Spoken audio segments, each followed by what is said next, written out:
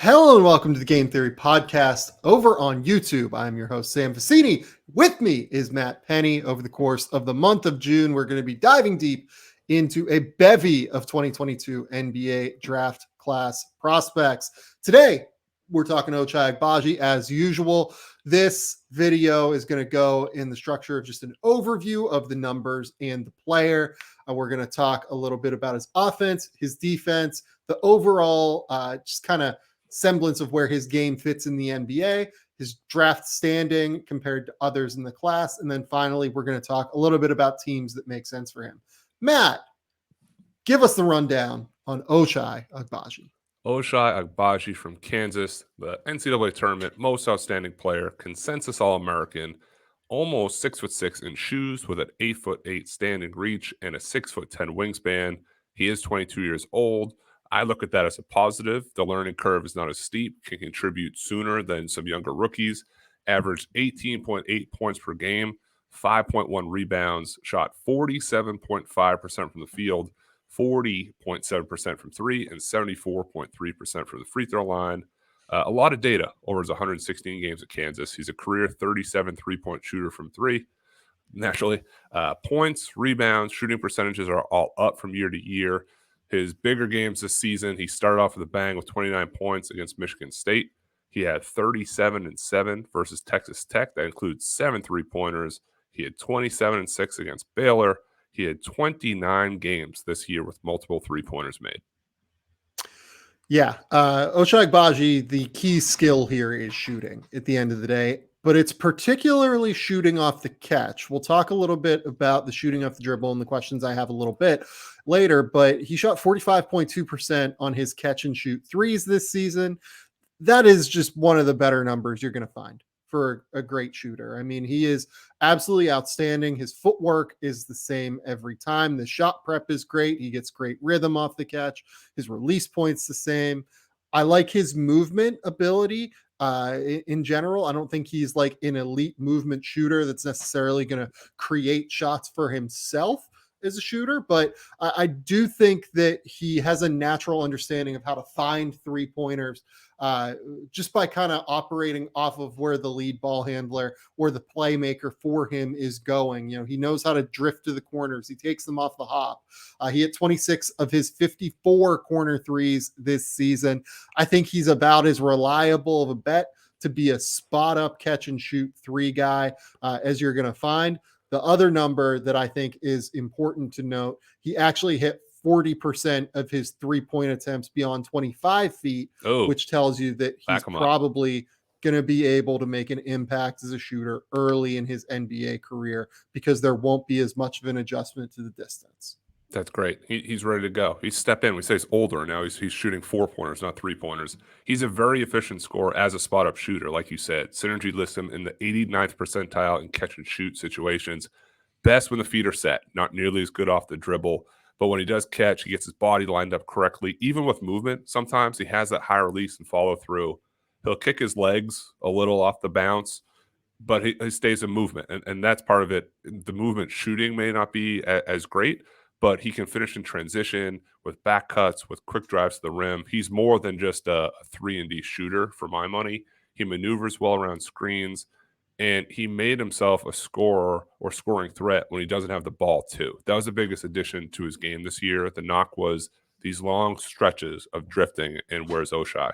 He just started running the floor harder, moving, spacing out, being ready to make plays. That's why the back cuts are so effective, because the defense has to kind of watch him and guard him throughout the whole play. I like his touch around the rim, pretty soft, doesn't have bad misses there. And some level of creation from a lead guard makes him a lot better. He's not like an alpha per se with the ball in his hands. Yes, he has a couple counters when he's run off the line, but he's optimized off these driving kicks or setting a screen and coming back to the ball. The passing we haven't talked about, I think it's fine. He'll look for his big in the post. He can advance sideline a little bit to start the break, can throw an alley-oop here and there, some wild reads from time to time. He's not creating many of these like advantageous assist situations. It's more like here's just a quick dump in. Overall, I like the pop that he has to his game. I like the energy and I like the activity level. Yeah, I'm a little bit less high on what happens whenever he puts the ball on the ground. I don't think he's a liability like as a ball handler anymore. Like early in his career, he just like you No, couldn't couldn't dribble. touch it. Yeah. Like if he was putting the ball on the ground at all, you felt like there was a 25% chance it was going to get stripped. Yeah. Right. That's not the case anymore. He does have the ability to at least like make a straight line drive, Mhm. get to the basket. The thing is that he just kind of plays very square. And even when he's trying to relocate into a shot, I don't think he does that well, even unfortunately. And the pull up game for him is a significant problem because I'm worried that teams are just going to kind of run him off the line. They're Mhm. just going to run him off the line and say, look, beat us, prove to us that you can do anything once you get inside the 3 point line. His one dribble pull up game is going to have to really improve. He's not a shot creator at all. No. This season, he made 26.7% of his pull up attempts in the half court, according to Synergy. That was one of the worst high volume marks in the country. On top of that, like just has a really poor floater game. Like he Yeah, made he under does. 30% of his mid range jumpers. I like him as a lob catcher and as a cutter whenever he has room to load up, but I didn't think he finished well whenever he was self creating. His passing reads, he got better at them. Like he doesn't miss them totally anymore, but he's not hitting them on target either. Like it's very rare that he's just like, you know, attacking a closeout, taking two dribbles, hitting a kick out maybe to the opposite wing and putting it right in the guy's shooter pocket, right? Like it's going to take some time, I think, for Ochai at the end of the day to really be effective offensively at anything other than shooting. The good news, shooting is the most important skill for a role player you can have. And on top of it, I like Ochai quite a bit in a switching defensive scheme. I think Yeah. that he's going to be really, really effective in that way because whenever he is, kind of locked up with a man, I think he does a pretty good job of using his strength. He's 215 pounds. He has a very strong chest, and he forces guys to either retreat or like he'll contest their shot just immediately. I think he slides laterally well enough to stay in front. I think you're talking about a guy that, with the 8'7", 8'8" standing reach, he's probably going to be able to be switchable down to the 4 in the NBA. Potentially more the 3, but I think that he's going to be fine dealing with all but the best 4s and strongest 4s in the NBA. Like if you threw him on Tobias Harris, I don't think he'd get Yeah, obliterated it's by fine. any stretch. So overall, like I like Ochai in a switching scheme defensively, and I think he'll be okay. I do. And this is the D of the 3 and D that we have to create together for it to actually work. Yeah. I do believe he can be great defensively. He's not quite there yet. He keeps that low center of gravity with his strength too and slides his feet. The off the ball stuff does have to get better. He can, the once it's reversed, can stand straight back up, then get back down or stand. So he just stays there, which he's capable of doing. And he'll leave like a little bit of space between screens that gets him in trouble.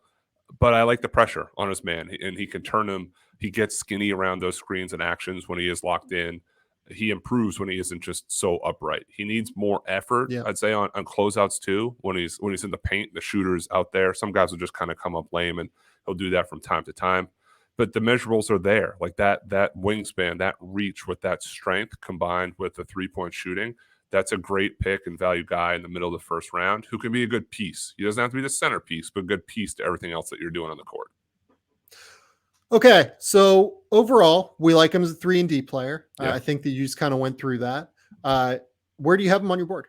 I currently have him right now, as of today, 15th. 15th would actually be the Yep. pick where I think it's a good fit for him. The New Orleans Hornets, which we've seen a lot of places there. I would also like him 14 at Cleveland if he's on the board. Just sort of a contributing depth guy from the 2-3 position who can step in and is ready to go. And hopefully the Chris Duarte success of being an older guard, shooting guard, stepping in and contributing right away has shed some of the negativity of being an older guy, and we've all read the names of older seniors drafted the lottery that don't work. And I'm just a fan of his, and I think that he's going to help a team in the middle of the first round. Yeah, I've got him in that, 18 to 21 range, something like that. I think that you can easily make a case for him for the Charlotte Hornets, given how effective they are at finding kickout shooters at 15. I think you can make a case for him for Chicago, given that he'll be able to step in immediately and play a wing role there at 18. I think you can make a case at Minnesota at 19. Again, Denver at 21. This is a team that needs more defensive perimeter help, and I think he's going to be able to provide that at a pretty real level. And then the other team is, if he gets down to number 23, whoever has that pick out of Philadelphia or Brooklyn, I think could really use him just as a floor spacer and shooter. So I like Ochai quite a bit. I think he makes a lot of sense. This has been the Game Theory Podcast over on YouTube. For Matt Pennie, I'm Sam Vecenie. We'll be back soon.